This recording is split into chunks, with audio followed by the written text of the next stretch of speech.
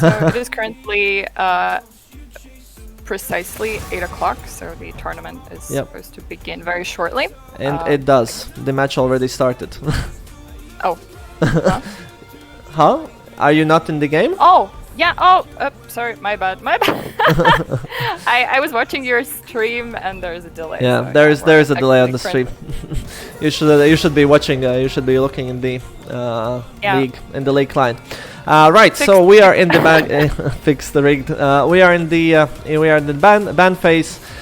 Team Vanilla start with Nunu ban, which is a targeted ban at Crispy, which plays either jungle or support. As Crispy is not a regular League of Legends player, he's quite a casual player. His champion pool is not that huge, so they are trying to chomp him out and take away a few of his comfort picks.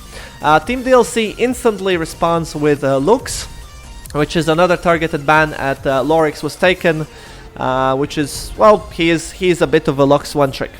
Lux is a champion that he plays all the time, whether that's ARAM, blind pick, draft pick, ranked, flex, or customs. It's Lux for him. It's not that he would very low chances of getting Lux in this tournament. Is everybody is aware of that? It's not that he doesn't play other champions, but whenever he has a chance, whenever Lux is not banned, he will instantly lock in Lux. Hence, the enemy team is trying to get rid of this situation. So basically target bans so far. Galio is targeted at Atraminio, who plays both support and mid lane. And has shown a stellar Galio performance before in one of the games of the season. I would even be as brave as to say that he carried that game. He carried that game against Vanilla the previous time these two teams met. Another target ban, Kale, towards Threshold, who's been one tricking Kale on his Russian server account, I believe. Threshold. We know all about it. Yeah, he's been. I mean, it's not hard to know about it because he's been bragging about his Kale performance quite a lot. Although it might have been a mind game. He might have done that just to mess with the opponents and lock in a permanent ban towards him. Because we have actually never seen him play Kale in SLC, not even once. So we don't know. We don't actually know his performance. We don't know his level of play on Kale. But he has been bragging about it quite a lot.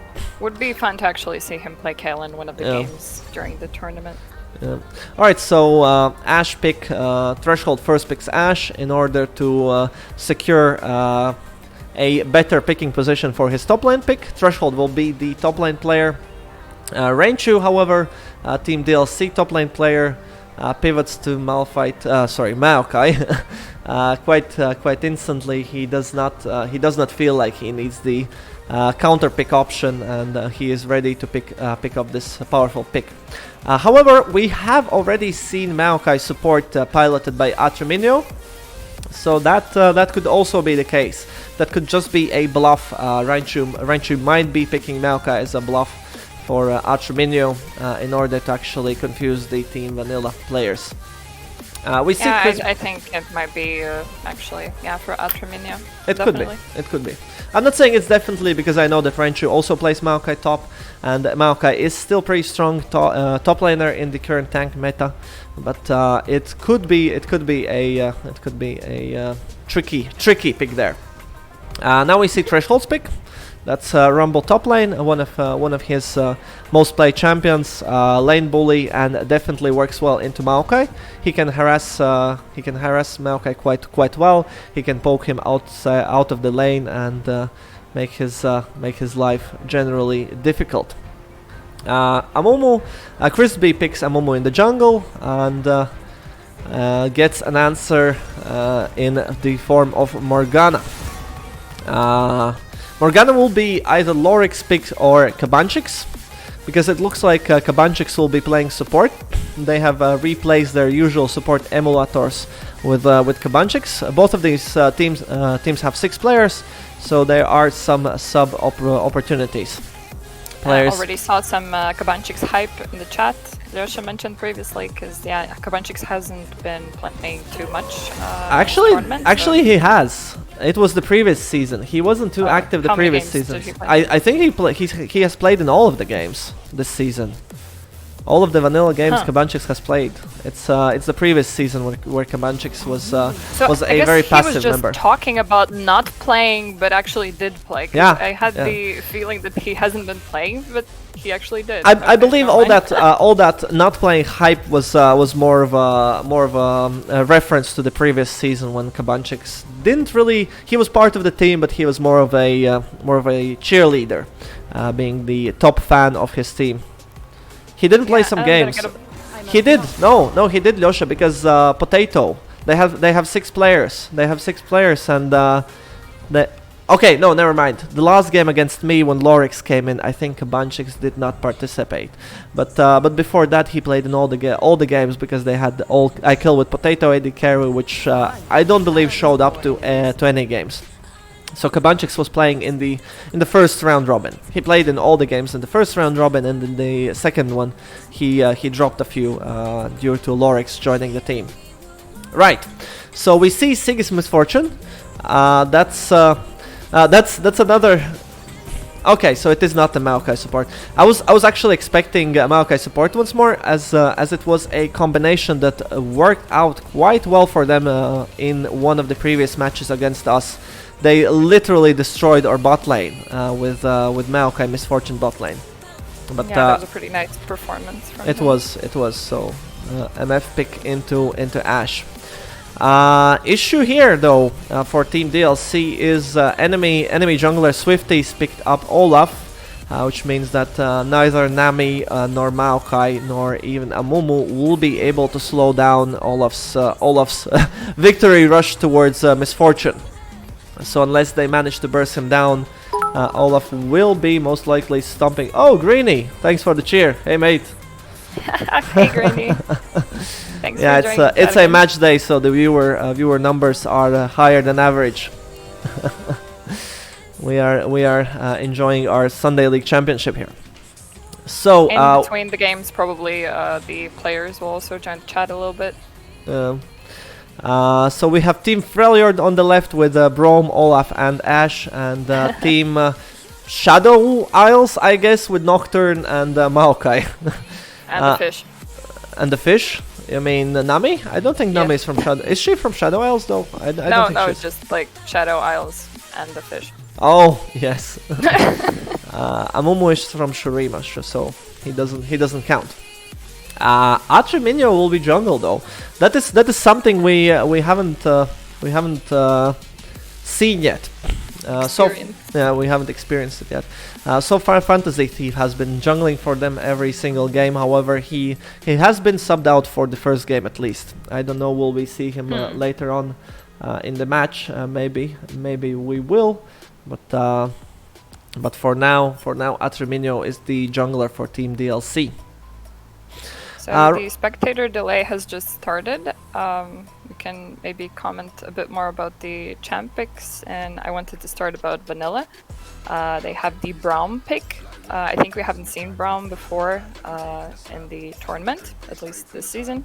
And Braum was Kabanchik's main for a very long time. I think that's the champion he's most proud of his performance. So it's going to be exciting. It's not as much as performance as the lifestyle. He is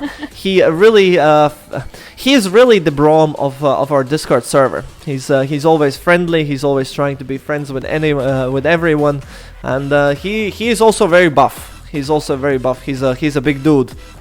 So he's Braum, just missing the shield. Yeah, he's just missing the shield basically, and the mustache. Kabanchik's, don't try to grow a mustache.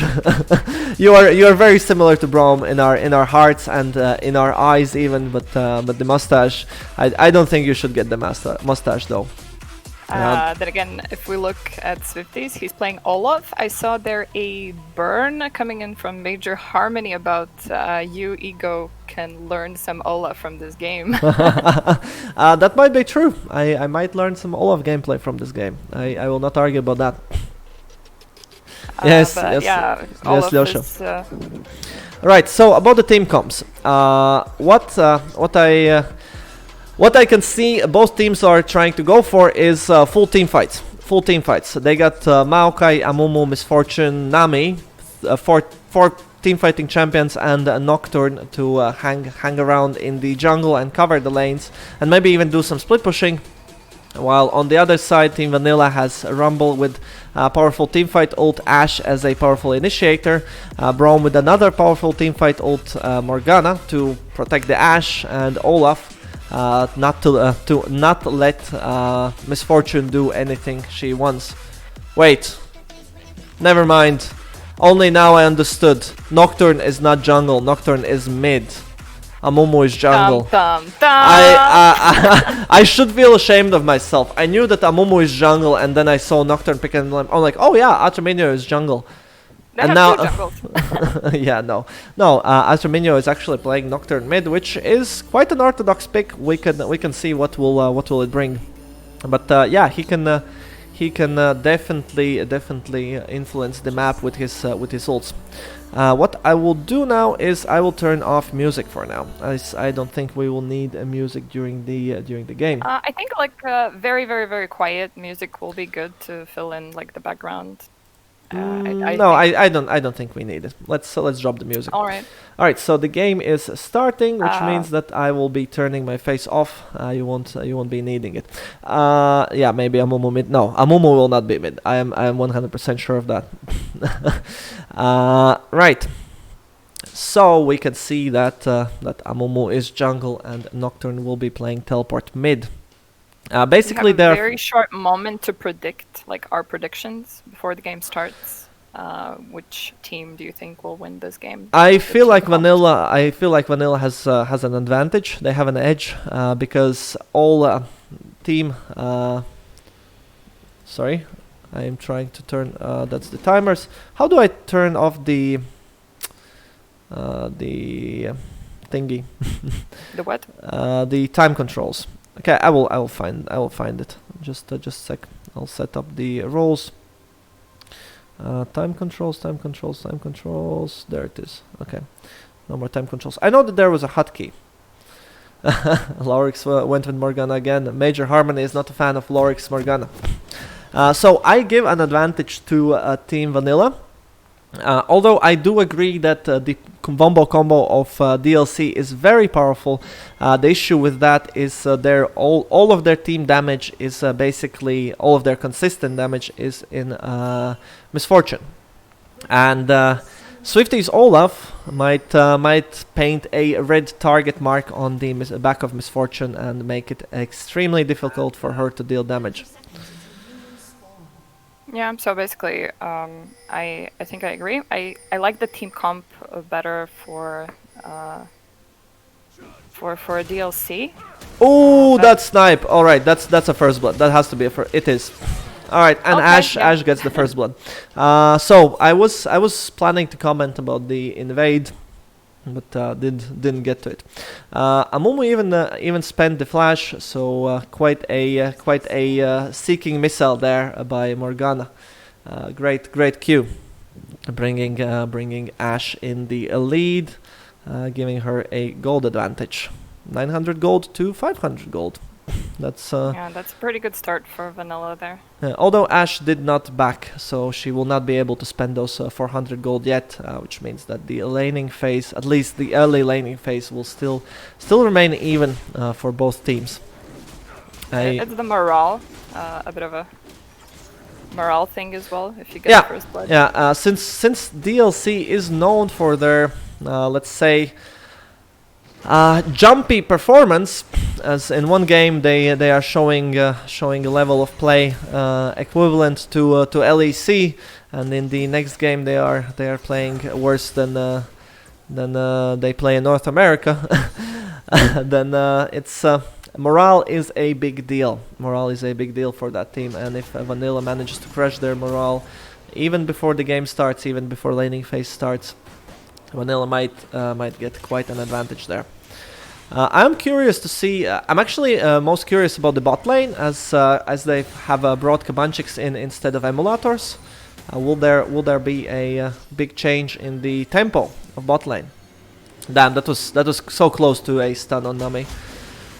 Top lane shouldn't be too fun to watch, I guess. Although probably Threshold will be bullying out Raichu, as Rumble is known for that bullying potential.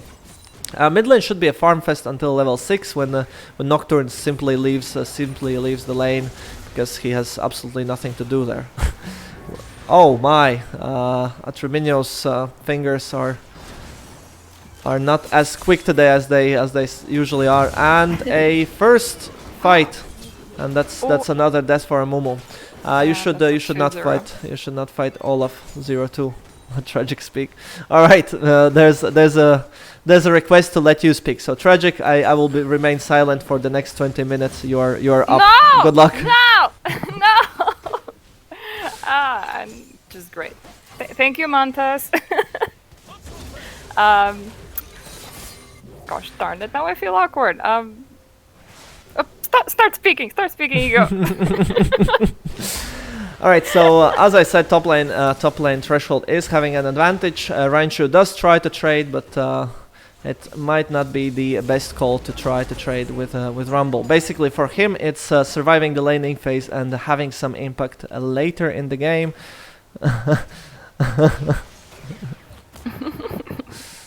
All right. I will try to do that. I am quite a blabbermouth. You just don't breathe too much, like. You don't take those moments when you breathe. Breathing is for cowards. Okay, I will take a sip of water. I will do that. But yeah, basically about the Nocturne, first as well, I didn't notice that Nocturne was gonna go mid, but I've seen him pretty strong as the laner. Do you agree? No. I don't see Nocturne as a strong laner. He is definitely all about those roams. He is definitely all about influencing the rest of the map once he reached. And here's some action. Oh damn! Flash out. Yeah, flash out from Threshold. Good gank by. Although return gank by Swifty will probably net them a kill on Miss Loretta. Yeah, that's a dead fish. To be fair, I don't think that Crispy's Q would have reached Threshold. I don't think it would have reached. I think he didn't have to flash.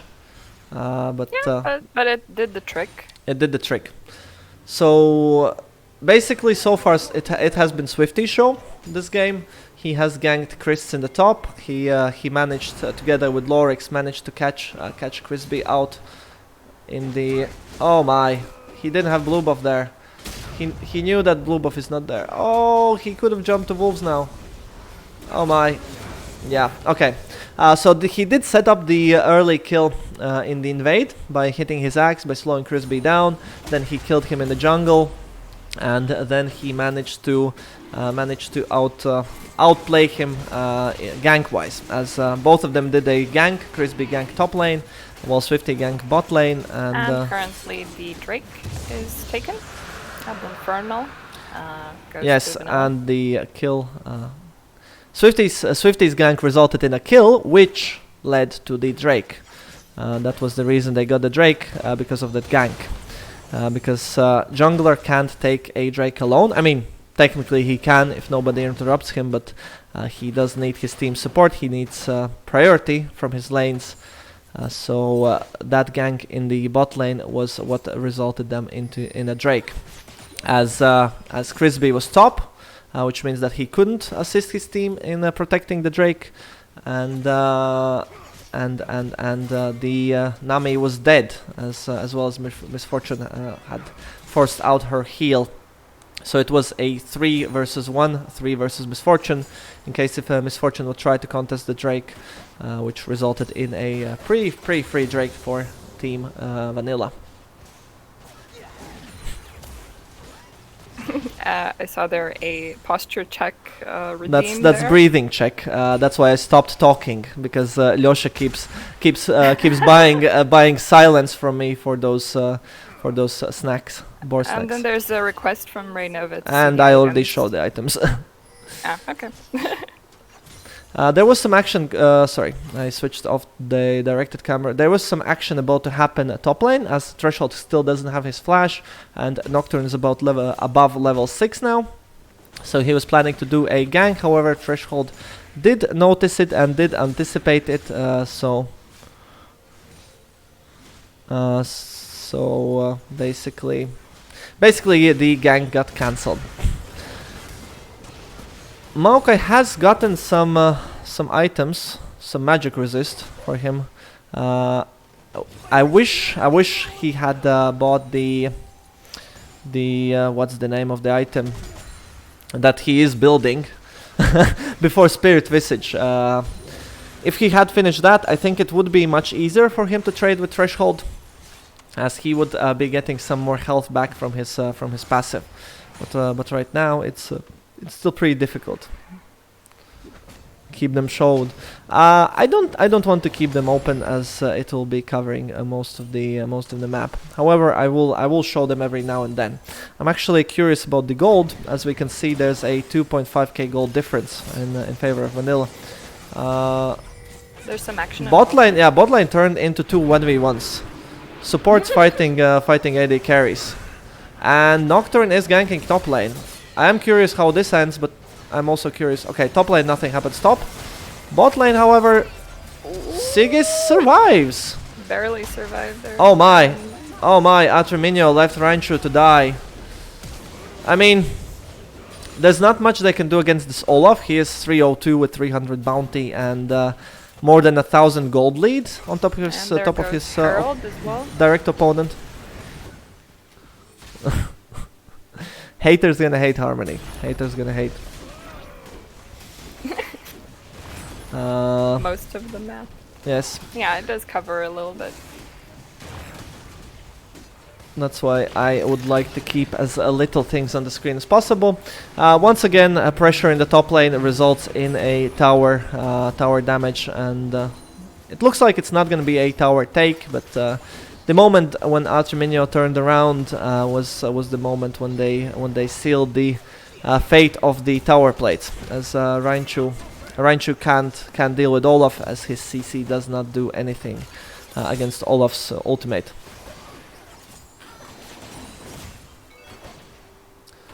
So maybe we should consider to put on the items for longer time since. Yeah, I did see that.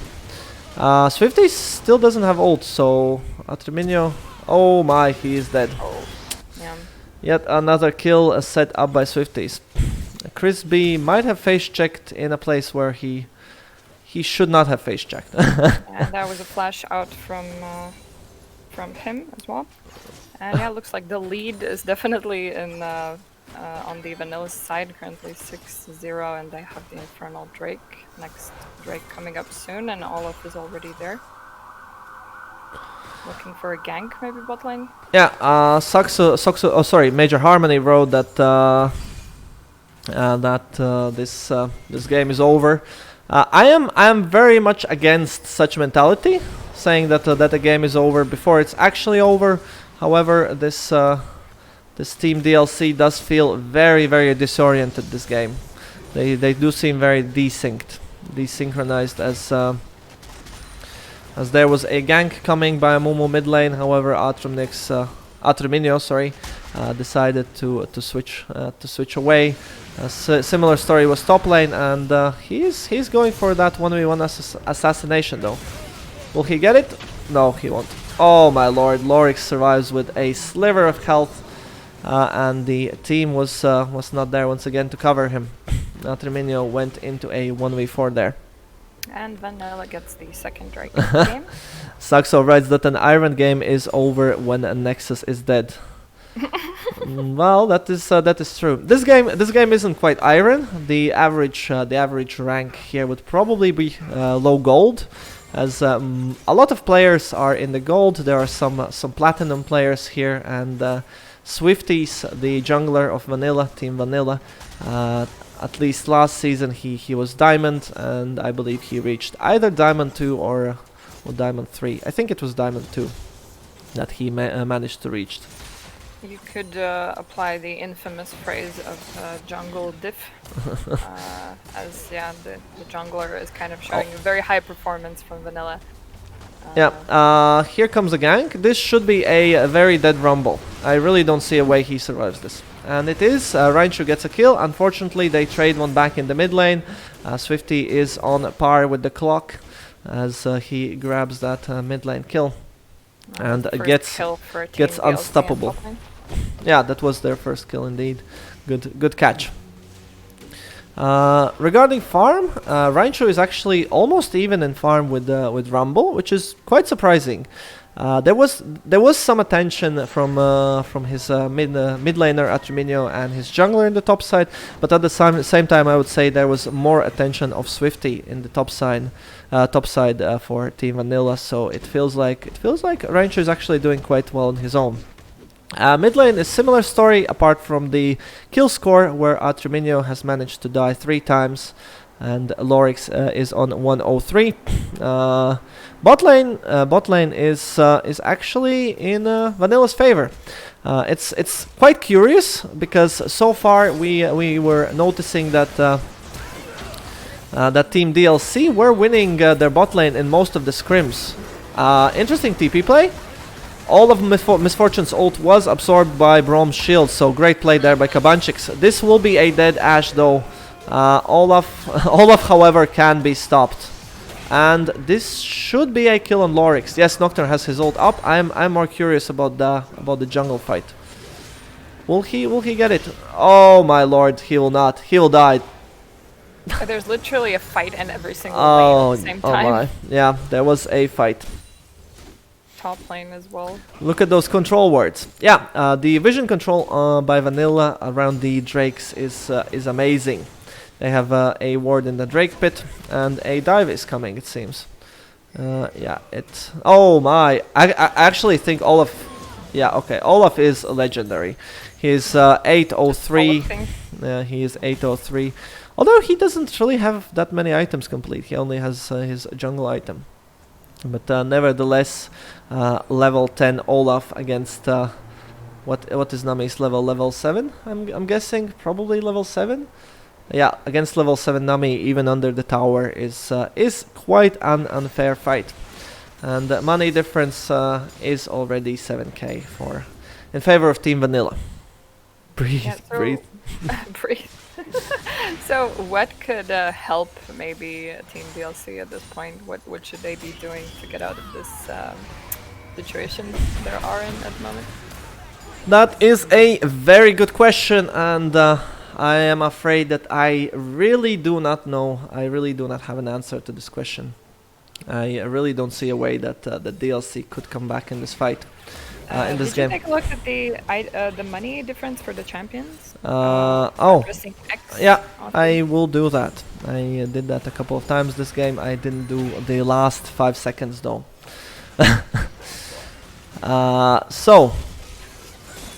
Money difference, top lane 1.4k. Yeah, this is a way they could come back if they manage to land a very a strong Maokai ult into MF ult. However, Braum seems to always be there, seems to always drop that shield.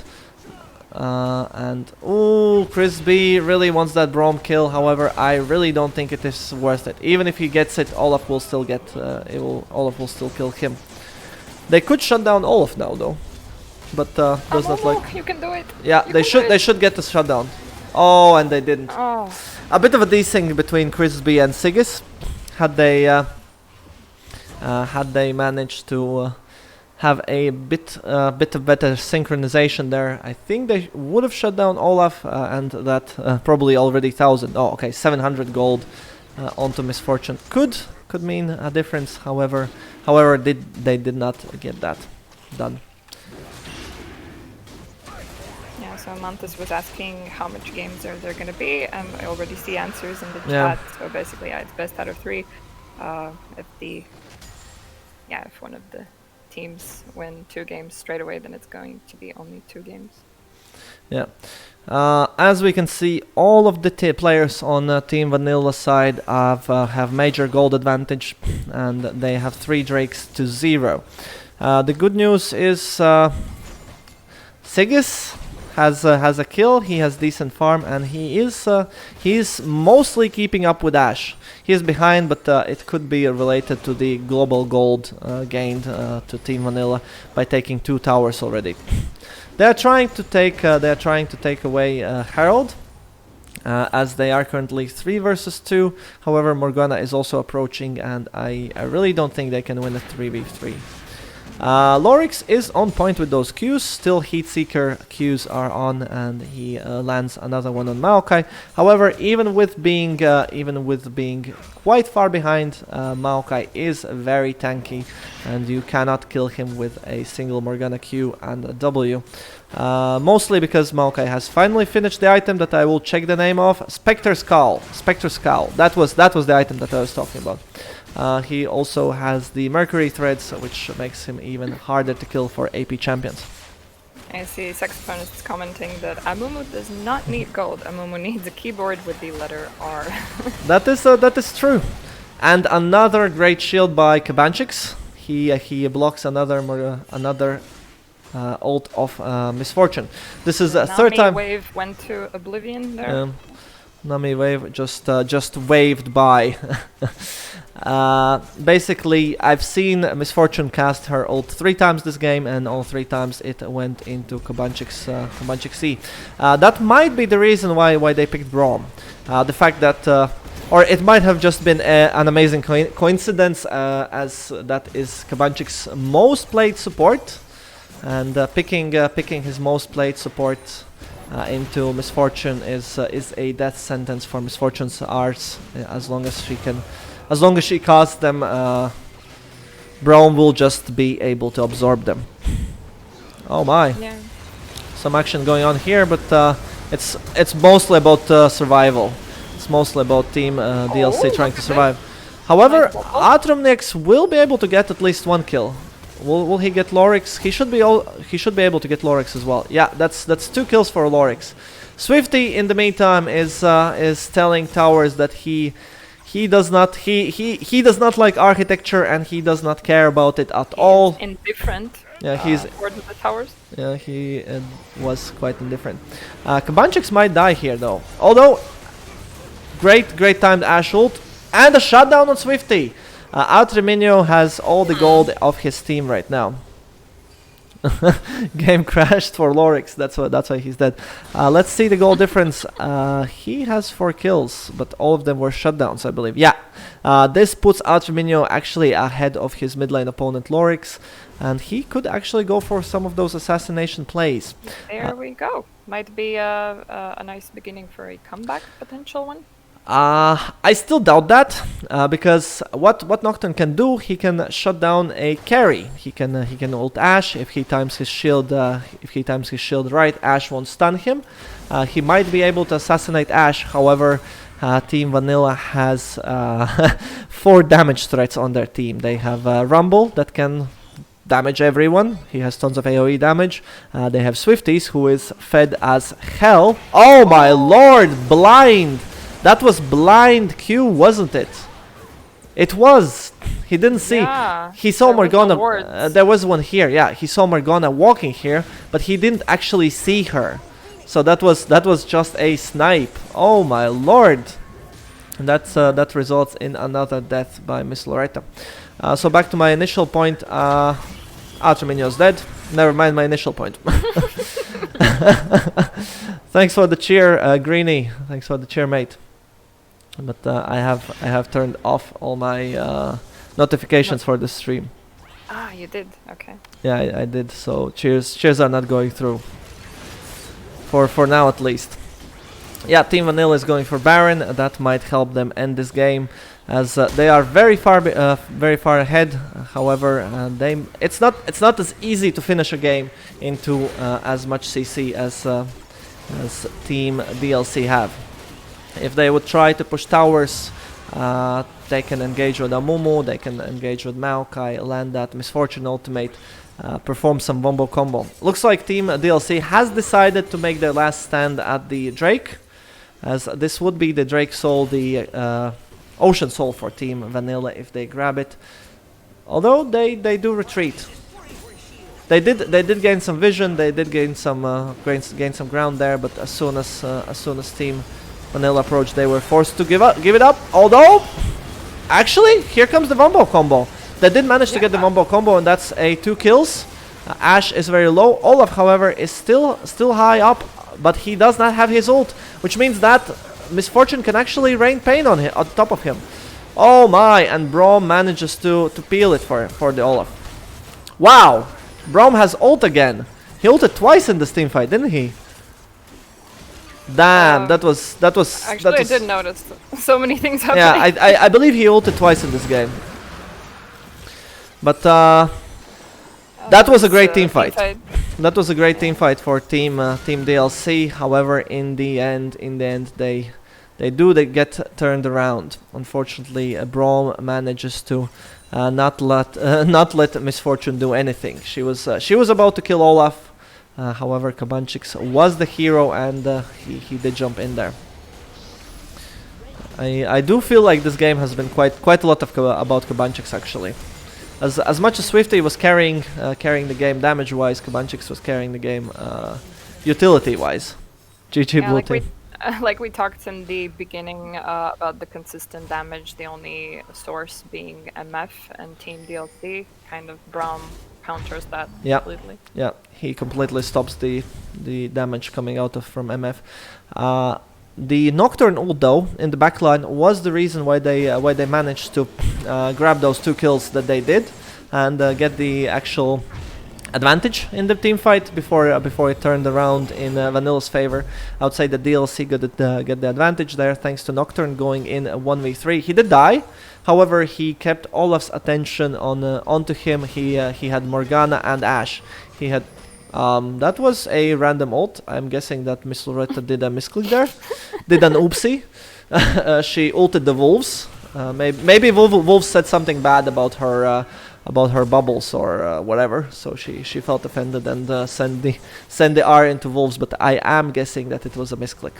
That is Probably, my guess. Yeah. Yeah, most likely. Interview with wolves. Yet again. Yet again. Like, what's with those wolves? They're seriously a mystery in this tournament. No, there was. I think there was something epic with the wolves back a while back in the previous season. I think one of the wolves blocked a very important skill shot or something. Yeah, exactly. Basically, game making or breaking skill shot was blocked by the wolves. So, it's a meme by now. Yeah. Although this season it's more about KFC chickens than wolves. Oh my lord, that Morgana Q into W is just crazy. Braum's shield is down. Oh my, had Amumu landed that Q, they could have actually pulled off a wombo combo. And here comes the wombo combo. Misfortune is raining pain on top of Ashe. Ooh, great stun by Ashe. Treminio is so close, but not close enough. And Olaf dominates the backline. Damn, it was an opportunity. However, they did not manage to capitalize on it, and this should be a GG. They have Wave crashing top lane. Wave will be soon in the mid lane as well, and that should mean at least 2 inhibs, and 2 inhibs is in most cases equivalent to game. We have some salt in the chat. Amumu, the DLC jungler Chris B writes that the enemy team was luckers. I can agree to some extent that had that Amumu Q landed, it would be followed by Amumu's R and Misfortune's undisturbed R into whole team as Braum's shield was down. However, it did not. I mean, that's assuming perfect execution, obviously. However, it did not, which means that that this is a 1 game for Team Vanilla. Yeah, and that is the first win out of this match. So yeah, I suppose like usually between the games we're going to have a short break. I don't think we will have a break. We'll just talk a bit about the games, about the stats, and I will change the score. You can talk about the stats for a moment. Yeah. I meant like a short break for the teams, and Oh yeah. we have a moment to do something. So what do we have in the chat here? Update numbers on top. Yep, we're on that. Okay, I messed up something with OBS. Isn't mental game part of the tournament? Well, yeah, it is. It is about how you can achieve maybe the drop in the morale of the opposing team with some specific plays, or that first blood in the jungle or something. Things like that kind of do influence the game. Oh, Greenie dropping those bits. Thank you so much. Thanks for the bits, Greenie. Not spam, I promise. This is it for the day.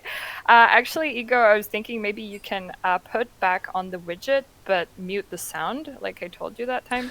Yeah, I won't be doing it now. Okay. Yeah, Greenie is the top tier at the moment. Oh, darn you, Greenie! I want to be number first. I will get back at you.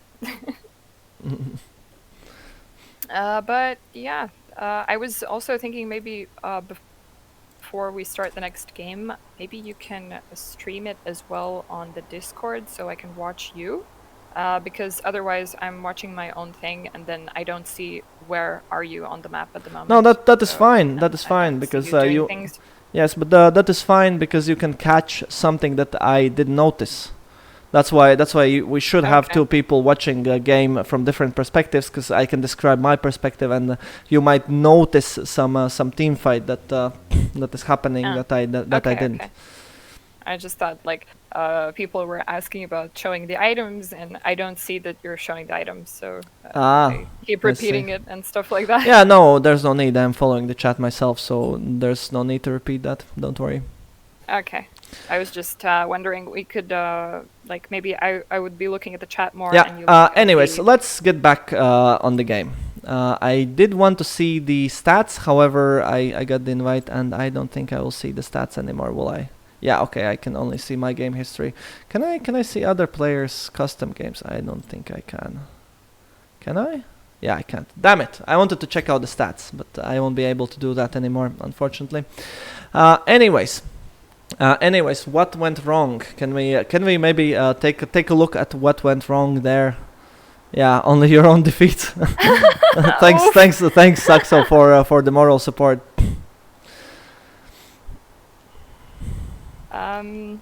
Yeah, like I guess we should have screenshotted it. But I didn't see it at any point. No, I'm talking. Yeah, we dropped the stats already. I'm asking, how do you feel? What was the reason?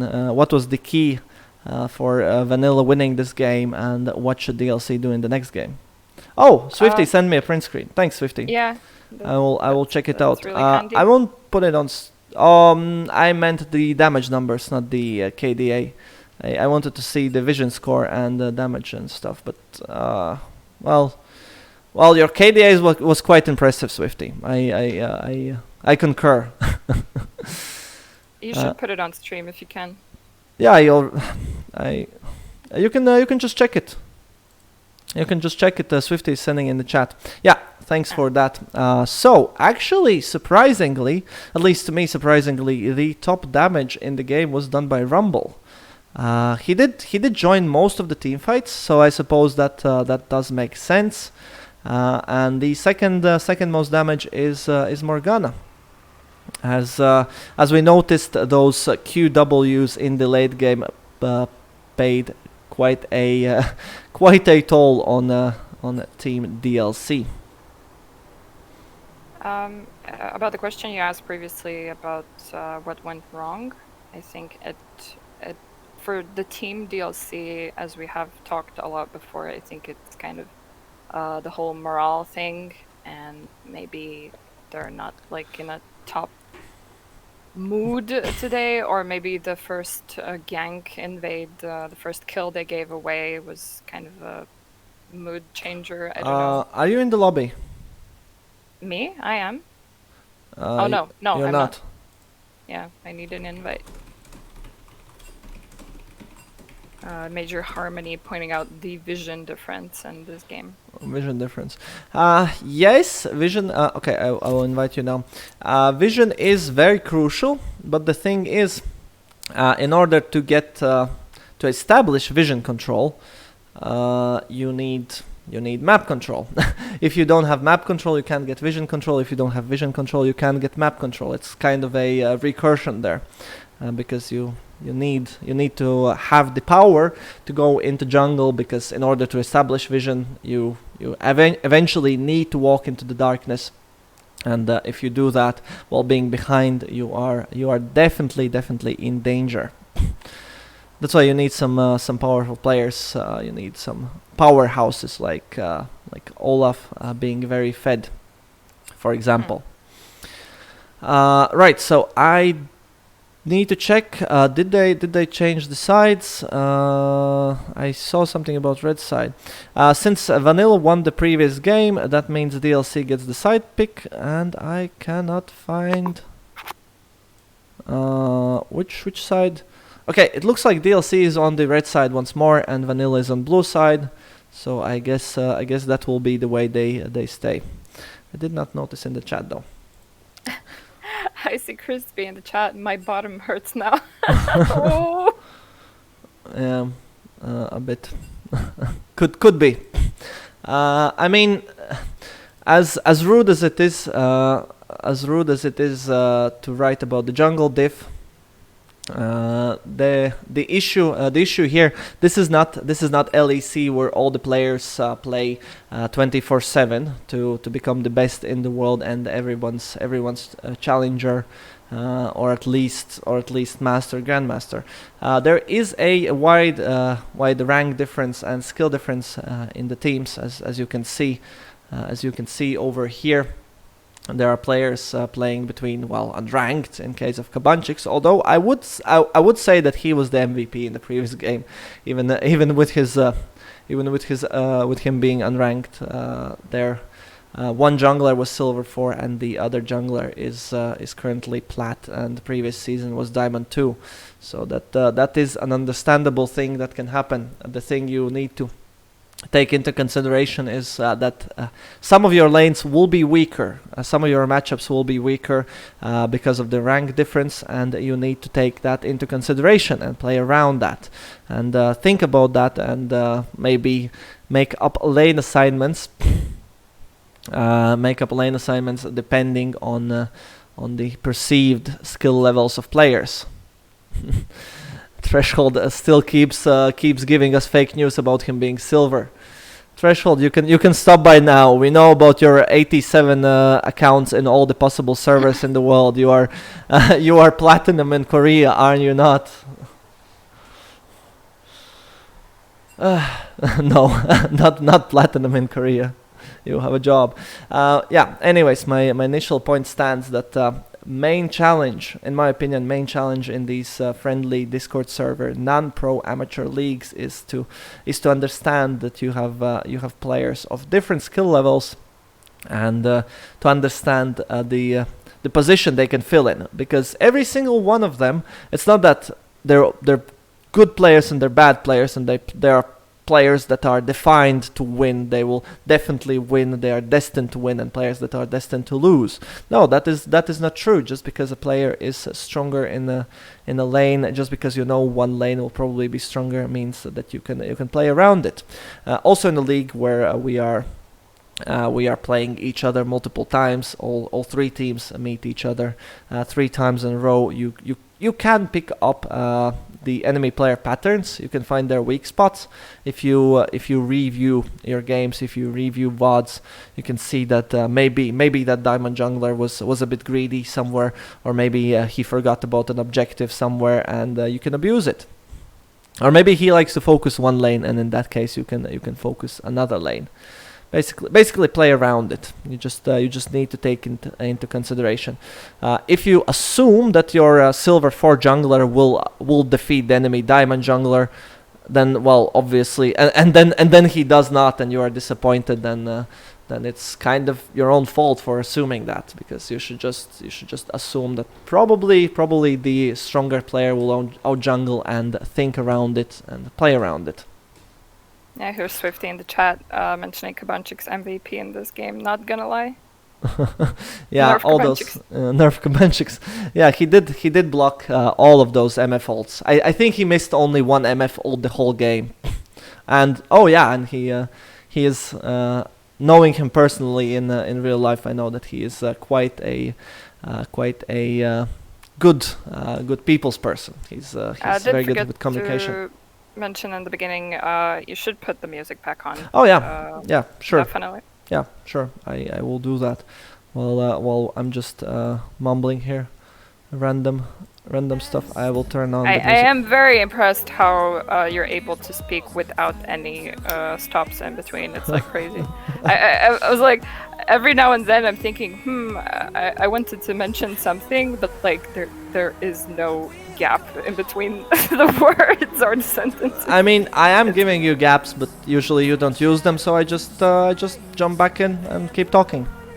There is also maybe the slight lag or something. Like when I start to try to talk, like the gaps are like super small.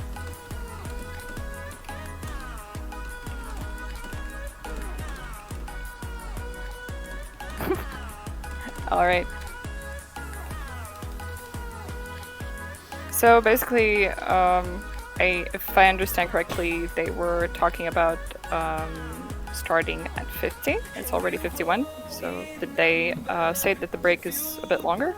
No, but it should be starting soon. Swifty is asking the enemy team, are they ready all the time? So we are waiting for Team DLC to confirm that they are ready. As Team Vanilla has confirmed that they are ready. One thing to note: Team Vanilla made no changes. Emulators is still not in the game. Their team captain and team manager, Emulators, is maybe he was busy today. Maybe he was sick or something, but he is not in the game. However, Team DLC did make a swap. They swapped out Miss Loretta for Fantasy Thief.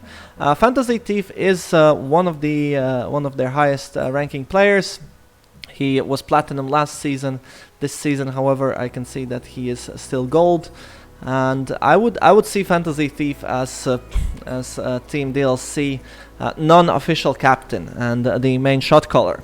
So their disorganization problem might get improved. Right, the game is on. I am switching my face off.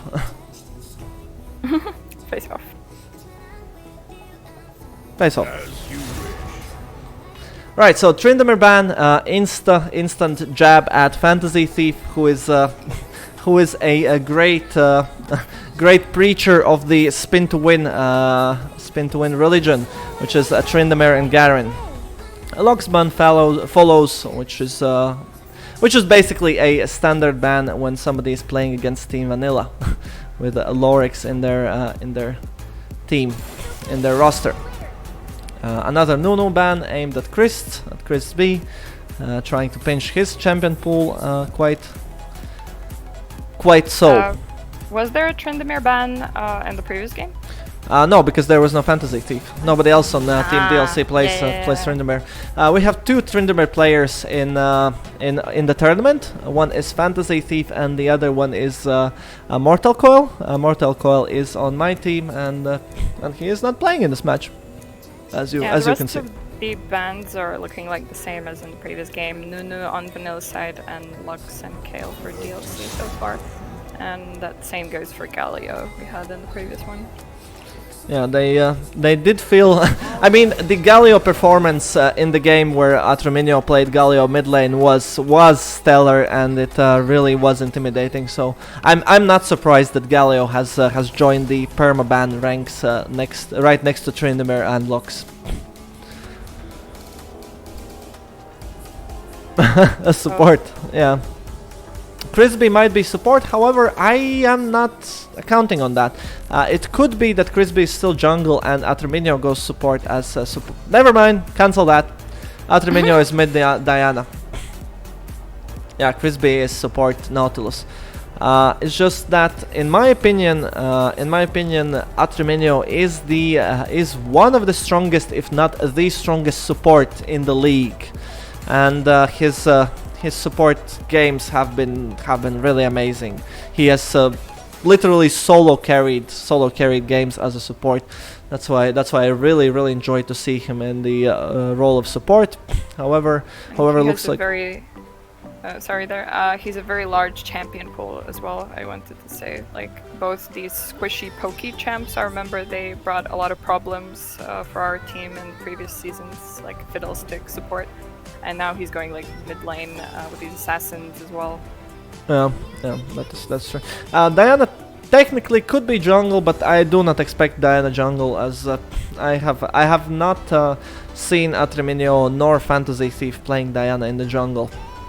I believe I have seen at least one of them playing it in the mid lane though.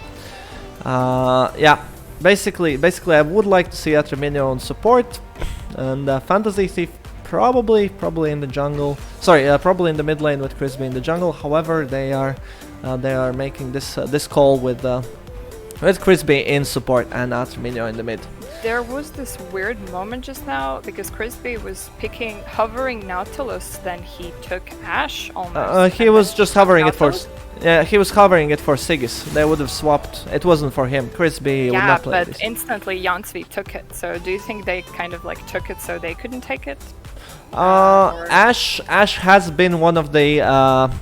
Basically, Ashe and Misfortune are two of the most favorite AD carry champions for both of the AD carries, for Sigis and for Jansvi. Those two champions have been played by both of them in a lot of games, so it's not. I don't think it's necessary a mind game to pick Ashe for Jansvi. It is one of his comfort picks together with MF and Draven. And in this case, exactly, I was gonna say, and in this case, they can just ban Misfortune, removing the second most played AD carry by Sigis, leaving him on something that he might not be as comfortable on, and keeping them from that Vombo combo. That is the reason why Crispy was hovering Ashe, in order to make sure that they can pick AD carry, and the enemy team does not pick AD carry and ban the other one, which they did. This way Vanilla gained quite a favor in the draft. I wonder what Sigis is going to pick. I know he plays Kai'Sa. I have seen him on Kai'Sa. However, I would. Sivir is another one. Yeah, I would expect. I can imagine. I don't even know what I expect. I don't expect anything. Yeah, here's the Sivir. And there's Sivir. Yeah. There is the Sivir. Where's Cam? Hey, Colin. Spell shields are always nice. Against Ashe Colin. arrows, obviously. Cam is off while I cast this game. I will turn it on for a second just for you. Boo! I am casting a tournament game, so for now my face is not important enough to be shown. Because none of these yeah, I see the question. Because none of these AD carries really play Aphelios that much. They're hard trolling. No Aphelios equals trolling. I mean, in current meta with the Aphelios is very strong. That is partially true. However, it's not a comfort pick for either of the AD carries, so I don't think they will. What elo is it? It's quite low elo, Colin. It's quite low elo. The average elo would be low gold probably. There are players ranging from unranked to low diamond or high plat. It's a bit of a mishmash. It's quite a rainbow elo, I would say. A lot of different champs. So we see Team DLC going for a bit more of an aggressive approach here. Instead of relying on Sigis to deal all the damage, they are taking Warwick, Diana and Fiora to dive in and reach for that backline, for that Ashe, for that Veigar, and I suppose Urgot. Although no, Urgot will be in the front line tanking that damage. Blue has better draft. So the chat believes that a blue draft won. I mean, Blue. That's vanilla, yeah. Yeah, that's vanilla. Blue has a better team fighting. Once again, they got very powerful frontline in Urgot and Leona. Trundle can just cause a lot of disruption and run somebody down if he needs to. On the other hand, the Team DLC is going for that pick power. They can get a pick with Nautilus Hook. They can get a pick with Warwick's ult. Diana can jump over a wall somewhere and snatch somebody out of the team fight before team fight even starts. Basically, I feel like this game will be won by the team that has the better vision game. The team that will control the vision better, that will place the wards better, that will clear out their enemy vision better, will be the one to snatch that win in this game, as it's very, very important to get that vision in game if you're playing with a pick comp or against a pick comp. That's not entirely true, Callan. That is mostly true for solo queue. However, this is not solo queue. Those teams have been practicing together, have been playing together. This is the third season already for Sunday League Championship, made by being played in the Sunday Gamers Discord server. So yeah, they're in a conversation all the time, so they do communicate well during the game. So not only the map awareness, they also can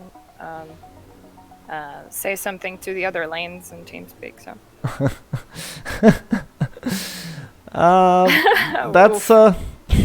that's quite a bold statement there, but you might not be entirely wrong, but you might not be entirely right either. That's the one of the most entertaining parts about this league is the different skill levels in this game and different commitment levels in this league. Can we place bets? you can place imaginary bets. Hey, Mortal Coil. Can we place imaginary bets here? I mean, we don't have any chat bets, if you mean by betting points. Sadly, we don't have the option. You can just bet imaginary bananas. You can make predictions and then be happy if you predict it correctly. But yeah, basically we have 40 seconds left before we get to see the loading screen. Yeah, what's your prediction, Tragic? How do you feel about these teams? How do I feel about the teams? I do think I like the team comp better for blue team, meaning vanilla. I just kind of feel better about the Leona ulti, Veigar ulti, Ashe can initiate the start of a team fight with her ulti. Swifty being the jungle with Trundle, which is currently a very strong pick. I think he's going to be very aggressive in the jungle and trying to pick someone there. And Threshold is very a very strong pick for him as well. The Urgot, I think he might be maybe winning top lane against Fiora. I'm not sure. Of course, I can't say that for sure, but for some reason, I think this might be a 2-0 for vanilla. Yeah, I turned off the music completely. I turned it off completely. Regarding lanes, I would actually believe that Fiora should be able to beat Urgot. He has some basically pushing potential and harassment. Earlier on, he can bully her out, but once it comes to all in, then I believe that Fiora should be able to deal with him, as she can stun him with his own dash. She can even block his ultimate if it comes to it. But that's regarding laning phase. Later on, Colin does have a point. This does look like a full solo queue team with 4 carries in it. And on the left side we can see more of a team fighting team. That is true. Team Vanilla has been playing with this roster pretty much since season 1. the roster hasn't changed much. It has changed a couple of times, but in the end, it every single time comes back to the same roster, and their synergy is probably the best in the league. They have played a lot of time together. 30 seconds until minions spawn. All right. I see in the chat there, Major Harmony pointing out that Veigar is having Dark Harvest. Being surprised by that. Is that not a common thing to do? That is not a common thing. I usually play Veigar with the Glacial Augment for the utility. You can poke your lane opponent in lane. You can slow down Diana in the lane when you go for trades, and you probably build the Spooky Ghosts in order to slow down the enemy team even more. As Veigar doesn't really need that much damage increase on him from the Dark Harvest. He needs more of a utility, as he's not too mobile and neither can catch up too well or run away too well. However, Lorix does enjoy playing Dark Harvest. He plays a lot of Dark Harvest with all the champions that he plays with, to be fair. So yeah, it's not much of a surprise. That's the thing he does. Okay, this time we don't have an invade. Looks like both of the teams are slightly more cautious, yeah. Yeah, at their buffs and taking the buffs and going back to lane. TP is way better. I mean, Veigar. Yeah, Diana has TP. Diana has TP, and Veigar has barrier in order to survive Diana's engages. As expected in the early levels, or rather in this case, level 1, Urgot is harassing Fiora out of the lane. I like that both bot lines have full kill lanes. It's Nautilus versus Leona. Nautilus with Ashe versus Leona. Sorry, Nautilus with Sivir versus Leona with Ashe.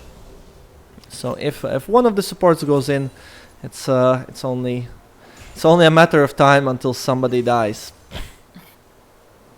Yeah, like out of the bot lanes, which setup do you like better? Ashe, Leona, or Nauti Sivir? I don't like Sivir too much. I mean, she has really great wave clear, but in the early game, Sivir is not my favorite champ. Sivir is not my favorite champ. Hey, Tip the Kings. Why is game not happening in Sunday Gamers profile? It could not be. We could not find hosts that would be available today to host the games. So I am hosting it on my profile, since I had stream scheduled today. Basically, we merged two things together. We merged my stream together with the Sunday Gamers Sunday League Championship. You can chat in Latvian if you want to. Chat languages whichever you desire, but I will keep my stream English. I will keep my voice English. Yeah, we just tried to make it like this time. It's not a permanent thing or anything. We'll see how it goes. Oh but my. Yeah, we have already some fighting here in the jungle. Swifty going for Fantasy Thief, and as I said, I had a feeling that Trundle might be very strong there in the beginning of the game. Going for those he is not that strong in the early game. I feel like Trundle is actually more of a mid-game champ. I might be wrong. I don't know too much about Trundle, but in my personal experience, as much as I've played against Trundle jungle, earlier on, I would actually give the advantage to Warwick. However, he was level behind. He was some far behind, which meant that he was weaker, and Swifty basically just outplayed him there mechanically. Yeah, I guess so. I see Colin also commenting that Warwick should have been punished in that situation. No, the Trundle should have been punished in that situation, going for Warwick. But, yeah. Colin, mate, I will be timing you out for a couple of minutes there, because that was quite not okay. Let's try to keep it civilized. I agree that Warwick made a mistake there, but let's try to keep it civilized. And let's not be rude to each other, shall we? Alright, Fiora is Urgot got baited into Fiora's W. This is why I expect Fiora to actually be able to win all ins if she plays it out right. Sorry, I might have. Yeah, no, it's directed camera. It just stuck on the top side for some reason. Oops, sorry. I was trying to do something in the other screen and lost my cursor there. My bad. All right, back on track. It's 2 kills. Arminio fighting with Swifties. Damn, Trundle will be actually 1v1ing Diana. Varvik going for top lane. And that should be a kill. That should be 3-1 now. Fiora, I think Fiora should have gotten the kill, but I guess her Q was on cooldown, and that's why she did not get that kill. Would have helped her win top lane quite a lot. As you can see, Fiora is actually already winning top lane farm wise. She's almost 20 farm ahead of Urgot. In the jungle, it's quite opposite. Mid lane is even. Ooh, Sivir got caught by Leona with her E down. Flash is up. Oh no! Damn, that was very close. That was very close. Yeah, could have went the other way. Yeah, could have went the other way as well. However, Jonsvik Abanchik's bot lane is staking its claim on the throne of a best bot lane in the league. Yeah, those two have a history together. Kabanchik, Jansvi, they have played together. I think they used to play together quite a lot. I don't think they played too much bot lane together, to my knowledge at least. But they have been playing together for a very long time, and I believe their synergy is very great. So even if they are put in bot lane together, which they might or might not have practiced quite a lot, their innate synergy is rather high. Right, so Team Vanilla has gained 1k advantage once again, mostly, well, I would say purely thanks to the kill advantage that they've gained with 4 kills to 1. That is where the 1k gold is built up. Vanilla is once again gaining vision control around the Drake. However, Swifty is currently in base, which means that Team DLC can contest the vision around the Drake and maybe prepare for it. Slowly but surely try to prepare for it. Yeah, and Swifty is also going towards top lane instead of the bot jungle. Yeah, unfortunately for Team DLC, they don't have vision on him there, so they don't know it, and it. I would say this would be a free Drake had they known that Swifty is in top side. Fantasy Thief is taking the Drake though, and his bot lane has priority, which means this should be their Drake. Diana is in trouble. She does see the enemy team coming though, but she ignored the warning signs and will most likely go down. Yeah, Veigar gets a kill. Oh my. Quite. Meanwhile, Drake. Yeah, meanwhile Drake is joining the party. Once again, Team DLC is extremely desynced. Once again, DLC was quite desynced there. Bot lane decided to go back to the Drake once Warwick engaged. Warwick flew in into Leona and Ashe and gets taken very low and taken down there. Following in the lobby, Sivir did block the Ashe ulti there, but sadly that was not enough for her to survive, and that's a Drake. Yeah.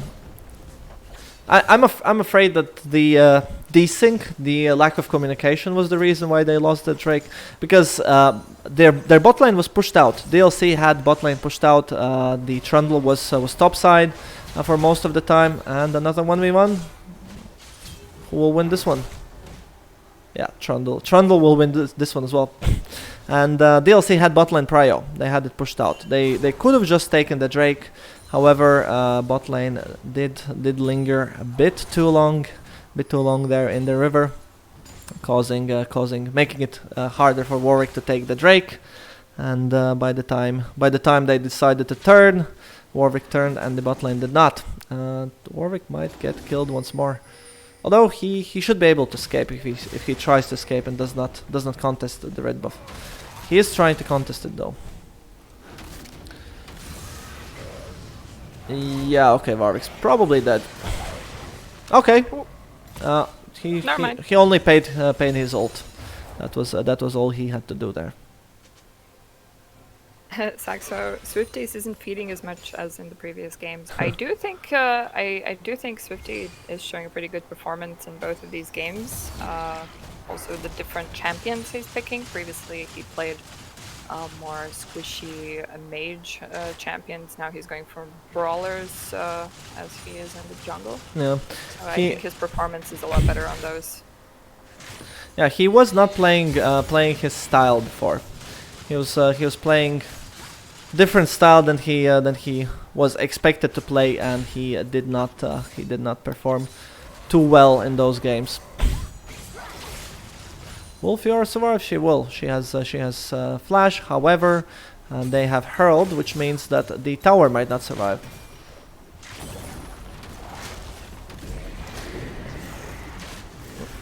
I guess the chat is complaining that you cannot be heard again. I did set the audio louder for you. I guess I'll turn it up even more. Should it be? Oh my lord! that was a bit too loud. Oops, sorry. Try something in between the what was previously and what was just now. Should be I fine. didn't change anything. Oh really? Yeah. Oh, maybe I tried to put the mic just a little bit closer, but yeah. I don't think I changed too much. Yeah, well, that was quite a difference. Anyways, back to the game. Team Vanilla once again has 4k gold difference and, well, full control ASMR. Indeed. Full control of the map. Swifty is 4-0 with 400 gold bounty, so is Jonsvi. So their two carry players are ready to carry. Lorix is actually falling behind in farm to Diana, which is slightly unexpected, and Threshold is ganking bot lane. Oh. Reverse fate, Sigis will have to dodge, will have to flash to avoid getting killed. Tower does quite a lot of damage, but not enough. Quite a lot, but not enough. It was quite an interesting gank there from Threshold, because there aren't really any objectives to take bot lane, so that was slightly surprising. That was a reality check. That was a reality check. Are you guys still in the game? I mean, it did result in 3 summoner spells on DLC side. Sigis did pop both. I don't think that's a good idea. He might get kill on Leona, but I really don't think that's worth it. That was Yeah. pretty much int. That was yeah. He really wanted to go for that Leona, but I really don't know what was that about, but I mean, it was a throwback to the Rumble gank, because he didn't achieve too much, but what he did was pop all the 4 summoner spells from the enemy bot lane, from vanilla bot lane. So now their bot lane is summonerless. I guess you could see that as a win. However, once again, I would say that was a net loss. As with jungler being dead, that means that Trundle can just invade wherever he pleases. He can go wherever he pleases. Ooh, this might be dead Veigar though. I do expect Veigar to die here. Okay, and here's that barrier coming in handy.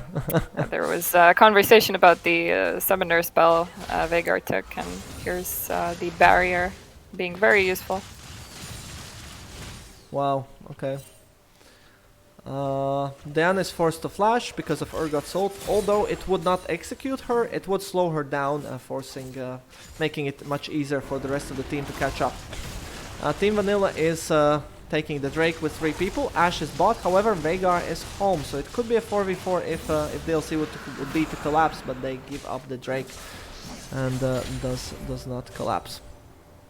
Yeah, comments on Urgot missing the R. I actually had a question about R. I saw previously he did hit Sivir and she had the spell shield on, but the ulti was still intact. How does it work? Does she block it or no? I don't think she spell shielded on time. I think that Urgot hit the R before Sivir spell shielded, and then she used the spell shield. Okay, because I thought she had the spell shield. Yeah, okay. Fantasy Thief is pulling off another grand escape. Will he survive though? I do not think so. there is no tower, so Warwick will be left for dead.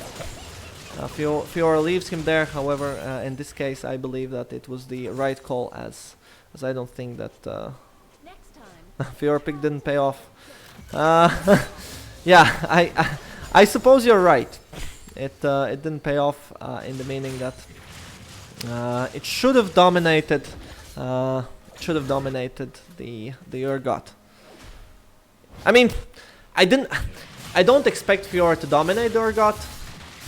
I do expect Fiora to beat Urgot. Yeah, like this. This is what I expect Fiora to do. This is what I expected Fiora will do the moment she was picked. However, she did not get an opportunity to do that because Swifty was pressuring top lane. They got a kill there, and Fiora didn't really have that 1v1 experience that she would like to have. Oh my! Yeah, Sivir still has no summoners, so she is for dead.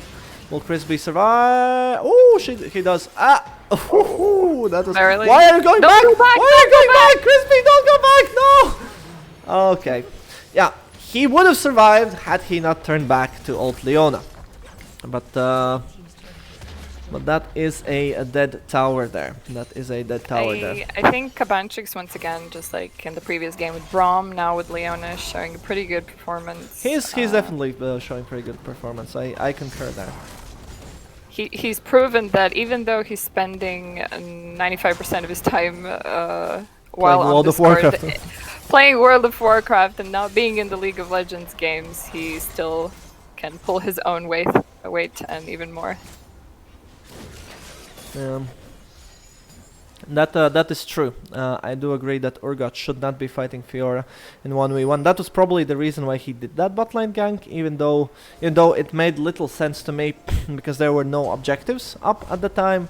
Nevertheless, it did force all of the summoners of botlane, which cost Sigis his life later on. Now the question is, will the DLC top lane and mid lane escape the the incoming enemy traffic into their red side of the jungle? Here comes Swifties. Yeah, Urgot TP'd in and Leona ult. That should spell death to Diana, and it does.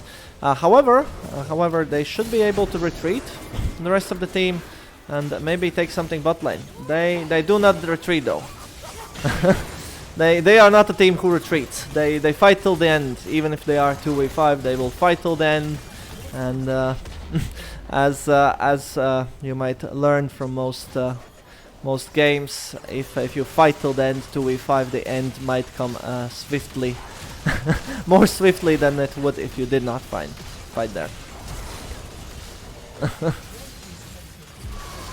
Yeah, comments about teamfight potential, but somehow it rarely gets to these fair teamfights because I think Team Vanilla is kind of pressuring the lanes a lot and just kind of they're dictating the flow of the game. That DLC doesn't even get these teamfights where they could like maybe show be better with their champion comp. Yeah, that is exactly my opinion as well. I feel like that. I feel like in team fights or even in pick, DLC could win out. However, they are being outplayed on the map by Vanilla quite hard, and that is the reason why they are so behind, because they are not playing the map as even close to the level of Vanilla's map play. Yeah. 1-3-1 is a way they could play, because Diana should be able to 1v1 most players, and Fiora should be able to 1v1 even Swifties. Even though Swifty is 405 with 130 farm, and he has 8k gold, Fiora is still known for her dueling potential. She is still a level above him, and should. Oh my lord, Atreminio. Diana, however, cannot 1v1 or 1v3, so that did not work out for them. Yeah, Fiora That's can. an easy third Drake for Vanilla. Very nice zoning from Kabanchik's there and from Threshold. Warwick runs to the hills. ults through the wall, but yeah, the rest of the team should follow into the main grinder. Yeah, and once again, it wasn't a team fight. It was just them kind of picking them off in their own jungle when all of their team wasn't there. Yeah. Fantasy Thief did try to get mid lane priority to make it harder for Vanilla to get the Baron, which was the objective they are going for. However, he lingered in the mid lane a bit too long and was forced to flash. He had his ult down, and Sigis gets caught by Leona. Kabanchik is zoning the whole enemy team again. Well, the whole 2 players. Although this Lorik should fall here. Never mind, Jonsvi is on point. Jonsvi is on point there. Definitely. And that's a Baron for Rainshu. Tries to get some scraps out of the fight there. However, another Urgot ult goes flying. Yeah, just wanted to mention again the ulti goes past. This is a very short game. I feel like this might be the shortest game of the season so far. Vanilla is really prepared for victory. They are ready, they are hungry, and they are going for that DLC base. Lorix died. He did not die. He actually did not die. Oh, he did in the early game, but he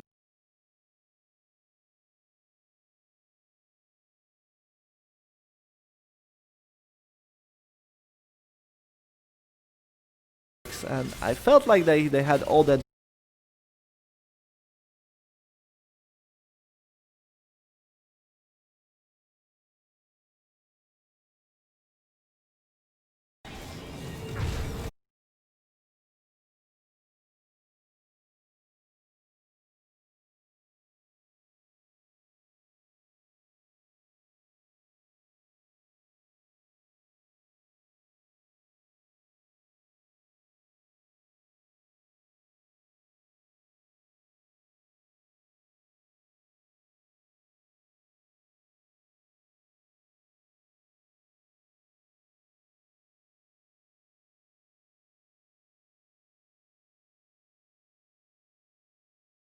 Right, and we should be back online, hopefully. Yeah, looks like it. Sorry for that, guys. I forgot to pay the bills. Yes, thank you. Thank you for pointing that out. Time controls, I need to turn them off again. Sorry for that. My internet is messing with me. La Telecom. It has been doing that for the last few weeks. It just disconnects every few hours for a brief second. However, when it does, my stream crashes and I need to restart it, and it usually takes about a minute. So, as I mentioned before, Team Vanilla decided to take the safe approach. They didn't go for the greedy play and did not try to finish the game. They have all the cards in their hands, so they are playing it cautiously, playing it slowly, and trying to suffocate DLC off the map. They still have Baron buff. It should end soon. And Kabanchik is making the plays once again. Oh my lord, he does not care about those towers at all. Will he survive? He does. Oh, gee. Alright, so Warwick is rushing in. Should Veigar be eating the tower shots though? Guess not. Veigar? Did Veigar eat any tower shots though? Yeah. He got caught under the tower. Alright, I really didn't notice that. This should be an inner tower while Urgot is pressuring top lane inhib. Fiora went to deal with Urgot. She should still be able to 1v1 him. Never mind, she cannot. She is most likely dead. We are watching the bot lane. Bot lane scramble, and Leona might actually die. Never mind, Leona does not die. Leona refuses to see that gray screen, and this should be push for the win. As 3 players on DLC side are dead already, and Ashe is still raining pain. Lorix gets taken out once more. However, these 3 players should be more than enough to finish off the game, finish the round, and get that 50 gold for the Nexus skill. GG, 2-0. Vanilla gets the win. Well played. GG. Well That's played. it. Well played. Right. So that was the second game. Was actually both of the games were pretty fast paced, and map was dominated. Map was definitely controlled by Vanilla. Team Saxophonist says that Jansvi got that last 50 gold. yeah, team. Okay, now I can check the damage. Team DLC did make a few individual plays where they did have some of their moments. Atruminio had his moments on Nocturne in the first game. Here Crisby did a few plays, but in the total the match was dominated by Team Vanilla. Yeah, chat is asking for Kabanchix to come to the interview. I do agree. We would like to see Kabanchix in the interview. He did hard carry the first game. I feel like Swifty was more influential in the second game. However, that 18 kill participation does not lie on Kabanchik's side. I do want to see the vision score. Yeah, 31 for Leona. Ash actually had more vision score. That's interesting. Does Ash Arrow contribute to the vision score? I guess yeah, I guess the skill does, maybe. I don't actually know how vision score is calculated with the skills. I believe that it was one score was for one ward standing 1 minute, I believe. But does E contribute to vision score in any way? Colin here in the chat saying Ash E does contribute. Yeah. All right. So yeah, E does contribute to the. So I guess we're waiting for Kabanchix from Team Vanilla to join in on the interview. I assume it can be in Latvian. Or I guess know. they can choose. We can ask language. him. Yeah, we can ask him what language would he prefer to give the interview in. I think we should jump to the different Discord server though. I was waiting for you for quite a while there before the stream, and then you wrote, "Why aren't you joining me?" All right, let's jump to the other Discord server though. Hello, Tragic. A long time no see. So where is our MVP? Still not here. The Vanilla Team Vanilla might still be discussing who was the MVP and who should come to the interview. We should do with the translator. Saxophone says, like sometimes the Korean players get translated. Yeah. Who wants to be Kabanchik's translator?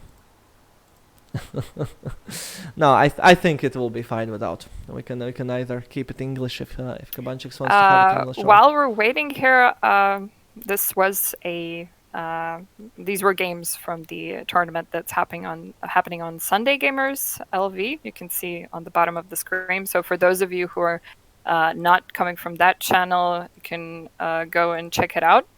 As probably usually these games will be happening on that channel. This was more of an exception. And of course, if you're not following this channel, you can do it as well.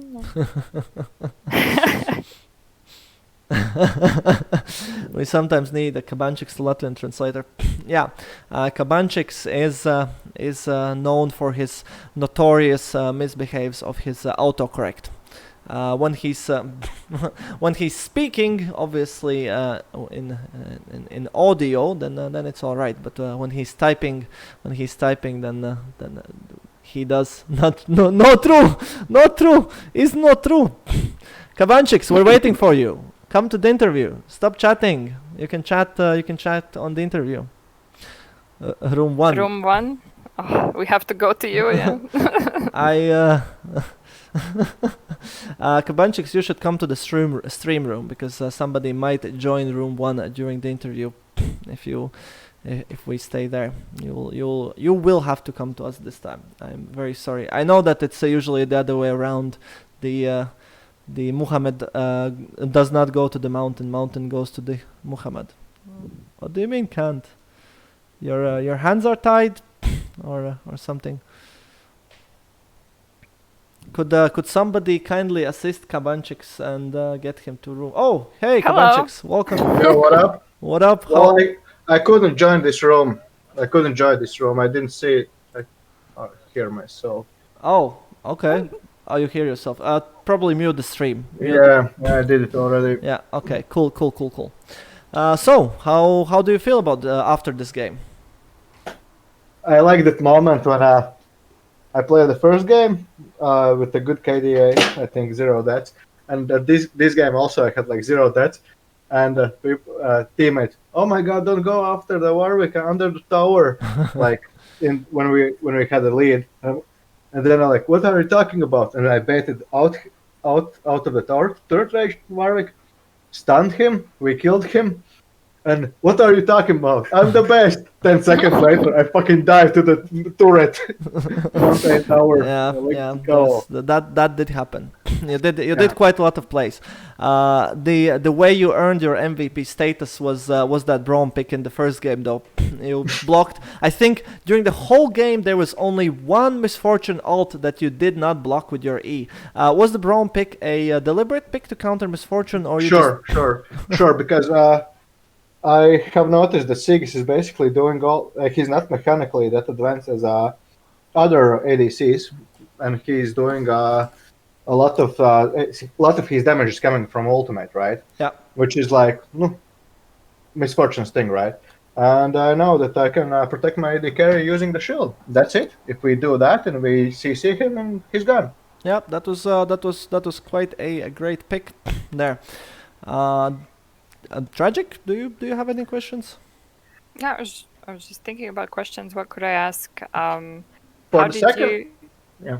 How did you feel about the games before and after? Did you think that you're going to be winning so fast and that the games are going to be so fast? Yeah, that was were a you game plan. surprised? That was a game plan. We thought we talked about it like 2 minutes before the game. Let's finish this fast. Okay. Okay. You tried to speedrun DLC. You tried to speedrun DLC there, didn't you? Yeah. But Central what do you content. think was the reason that the games were so in your favor so fast? Like what objectives maybe? What was the main reason? Probably because the team was more or less on the same page. That was the reason, I think. Like your team communication, you mean? Yeah. Me and John Sri, how you pronounce it in English, I have no idea. But we were pretty much on the same page. I ask him all the time, how much you gold? Are we backing? Are we pushing in? Like, what are we doing? And try to do the picks. We try to punish bot lane. Yeah, I'm just quite curious. Where did you get that sun and confidence boost? Because if we remember the previous game, the previous match rather between your two teams, the tables were turned. It was DLC that went 2-0 over your team and had quite a crushing game too. And now it's 2-0, and you mentioned that you are planning to speedrun them. I'm just curious what brought the confidence. Well, today is my raiding guild, right? And since other tank have a binding one, and I don't have both bindings, but I'm close to 100 accurate bars, aka it's a shit ton of farming to get them. I was like, okay, this farming will end. Also, I have Edge Masters, which cost 5,000 gold. Okay, And, explanation to all the viewers. He is currently talking about his World of Warcraft, which which is where he spends 95% of his time. Yeah. Well, yeah, I got the good deals in World of Warcraft. Yeah, I got that far, but but what brought the confidence that your team can crush DLC that quickly, so you could get back to the raiding and farming? What gave the confidence to the rest of the team? Because we can see that you are confident, but to be fair, I believe you are always confident. You're always ready to go in. You're always ready to carry. You're always eager. But what boosted the rest of the team, in your opinion? Me? Oh, okay. I see. I mean, okay. But this is like pretty much the comfort pick because in this we have played in this team like with these comfort picks and people in these lanes we have played before, and it didn't seem that much a difference as last season Yeah. and season before that.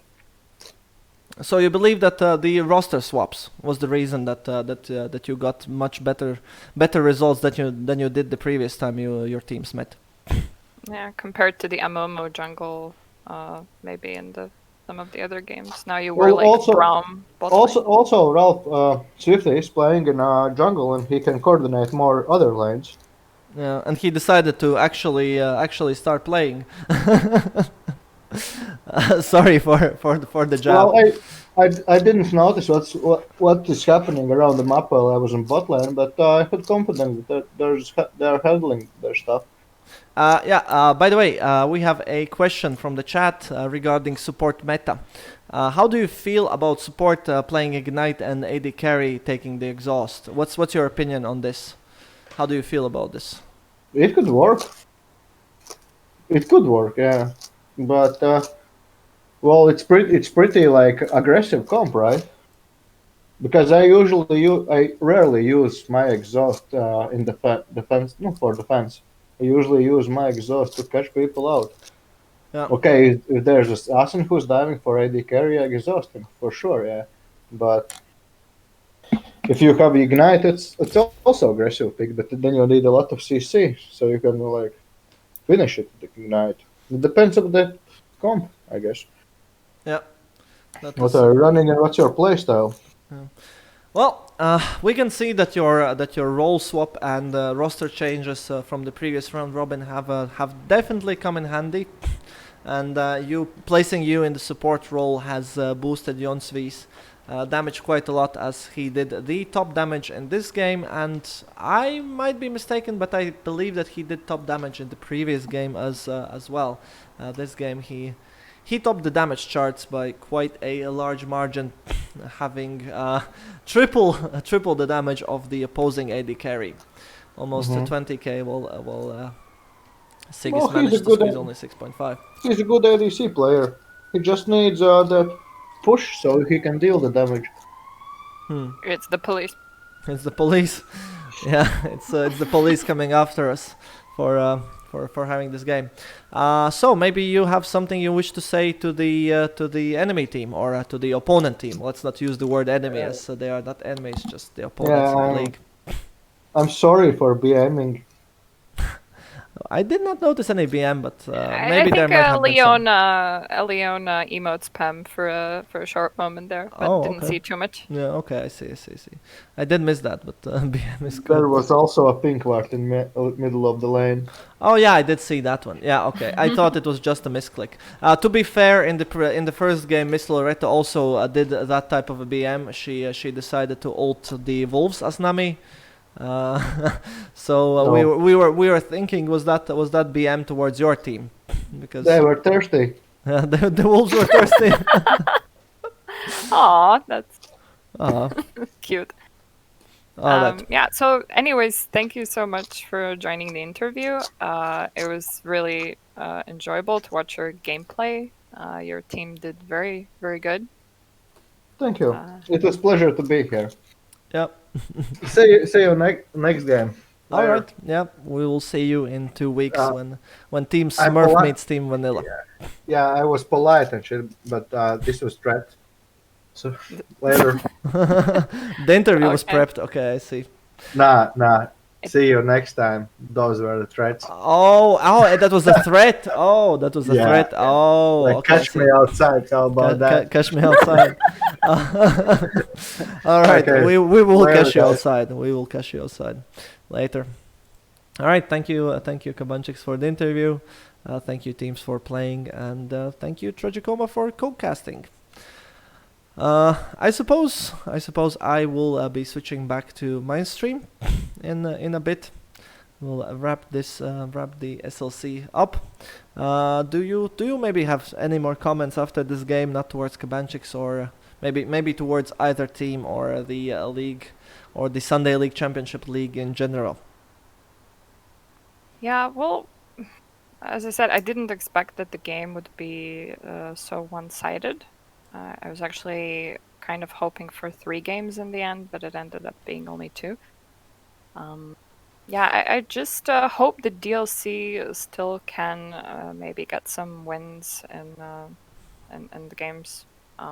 Would be nice to see them getting it together and maybe finding common ground and maybe improve the communication, or what is the problem? I don't know at the moment. Both playing against them and watching their games, we can see that that their communication has dropped dramatically. It has gone from 100 to 0 in this round robin. As in the first round robin, they went over Vanilla. They 2-0'd them and looked like a pretty easy game for them. And when they were playing against Smurfs, they did lose. They did lose, but they lost 2-1, and it was 3 very long games, all of which were longer than 30 minutes, closing up to 40-minute mark. And in the end, Team Smurfs managed to grab the victory, but DLC were showing great performance in the first round robin, and now in the second one, they have lost both their matches 0-2, unfortunately, and that's kind of a pity. I find that they could do better. I feel that they could play better than they did this round robin, both against Smurfs and both against Vanilla. Let's just wish them the best and hope they can manage that fire, manage to find that fire once more for the round robin number 3. Yeah, I can agree. Also in the chat, the jungle. Yeah, I mentioned this already previously. I think a big major change was the fact that they put Swifty in the jungle now, and he's back like he used to be in the previous seasons. I think he's a lot more impactful going from the jungle and influencing the game, as he, I think, said himself that he can better see the map from jungle. Like if he's going in one lane, or maybe Kabanchik said that some time ago. Basically, yeah, that he can better communicate with the team and see the overall situation on the map if he's roaming the jungle. As opposed to previously, he went mid lane and he was very concentrating to outplay the enemy, while he was kind of not seeing the rest of the map. Yeah, basically to sum it up, to counter jungle diff, as Colin keeps calling it, the jungle diff. The counter to jungle diff is good communication between teammates. If the lanes communicate with the jungler, if the jungler communicates with their lanes, then you you can choke the enemy jungler, as Tiki says. You can stop his invades, you can stop his 1v1s. Even if the jungler is stronger in 1v1, he can't be stronger in 1v2. If you out roam him, if you out rotate him, then you will win. It was team diff. Yeah, I agree. I agree with Mantos. It was definitely team diff in this match. At least the team play, the communication. As in the second game, it wasn't as visible, but in the first game, it was rather clear that DLC were not communicating between themselves, or at least were not coming to a consensus. And finding common ground on what should they do. When one of the players engage, the others disengage, and the other way around. Some players engage and one player just runs away. It was rather chaotic and very messy. Let's call it that way. Anyways, I guess that will be it for today's, well, not today's stream, but for today's tournament, for today's match of SLC. We will be switching to my stream, Egotheist's stream, where I will be playing my ranked games. But first, I will have a short break. I have been talking non-stop for for about 2 hours now, so I will have a short break. I will leave you with Rocco. He will take care of you. Biggie time. Yeah, Piggy time. I guess I'll be heading out as well. Thanks for having me. Was nice to comment with you. Yep, and thanks for commenting with me. All right, for now, see you later, Tragic. See you later.